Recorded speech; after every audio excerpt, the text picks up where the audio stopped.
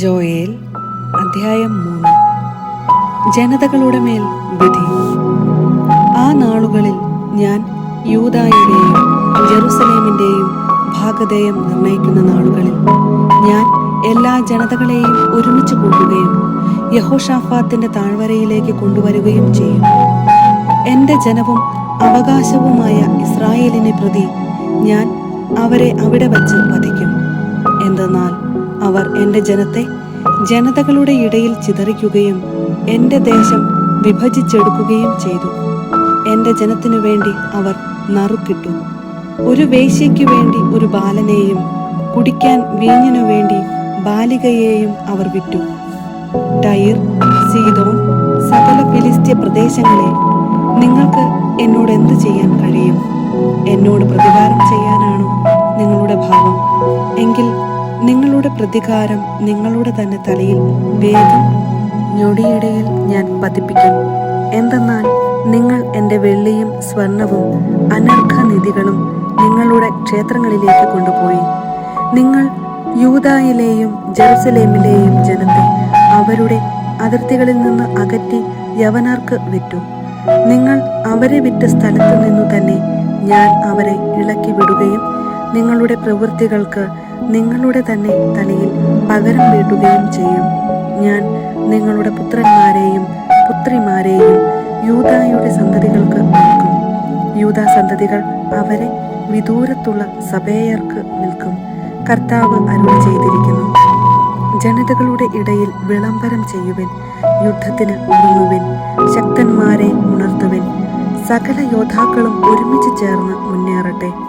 നിങ്ങളുടെ കൊഴു വാളായും വാക്കത്തെ കുന്തമായും രൂപാന്തരപ്പെടുത്തുവിൻ. താൻ ഒരു യോദ്ധാവാണെന്ന് ദുർബലൻ പറയട്ടെ. ചുറ്റുമുള്ള സകല ജനതകളെ ഓടി വരുവിൻ, അവിടെ ഒരുമിച്ച് കൂടുവിൻ. കർത്താവേ, അങ്ങയുടെ സൈന്യത്തെ അയക്കണമേ. ജനതകൾ ഉണർന്ന് യഹോഷാഫാത്തിന്റെ താഴ്വരയിലേക്ക് വരട്ടെ. അവിടെ ചുറ്റുമുള്ള സകല ജനതകളെയും വിധിക്കാൻ ഞാൻ ന്യായാസനത്തിൽ ഉപവിഷ്ടനാകും. അരിവാൾ എടുക്കുവിൻ, വിളവ് പാകമായിരിക്കുന്നു. ഇറങ്ങിച്ചവിട്ടുവിൻ, മുന്തിരിച്ചക്ക് നിറഞ്ഞിരിക്കുന്നു, തൊട്ടികൾ നിറഞ്ഞൊഴുകുന്നു. അവരുടെ ദുഷ്ടത അത്രയ്ക്ക് വലുതാണ്. വിധിയുടെ താഴ്വരയിൽ അതാ ജനസഞ്ചയം.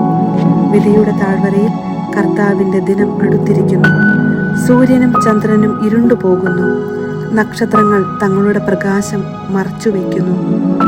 ഇസ്രായേലിന് അനുഗ്രഹം. കർത്താവ് സിയോനിൽ നിന്ന് ഗർജിക്കുന്നു. ജെറുസലേമിൽ നിന്ന് അവിടുത്തെ ശബ്ദം മുഴങ്ങുന്നു. ആകാശവും ഭൂമിയും പ്രകമ്പനം കൊള്ളുന്നു. എന്നാൽ കർത്താവ് തന്റെ ജനത്തിന് അഭയമാണ്. ഇസ്രായേൽ ജനത്തിന് ശക്തി ദുർഗം. എന്റെ വിശുദ്ധ പർവ്വതമായ സിയോനിൽ വസിക്കുന്ന നിങ്ങളുടെ ദൈവമായ കർത്താവാണ് ഞാൻ എന്ന് നിങ്ങൾ അറിയും.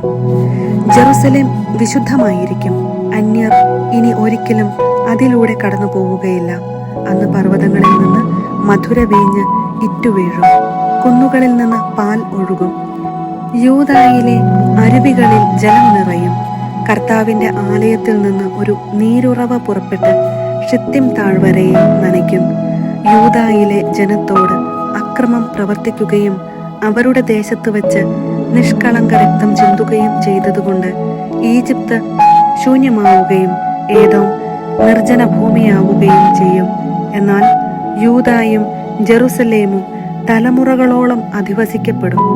അവരുടെ രക്തത്തിന് ഞാൻ പ്രതികാരം ചെയ്യും. കുറ്റവാളികളെ ഞാൻ വെറുതെ വിടുകയില്ല. കർത്താവ് സിയോനിൽ വസിക്കുന്നു.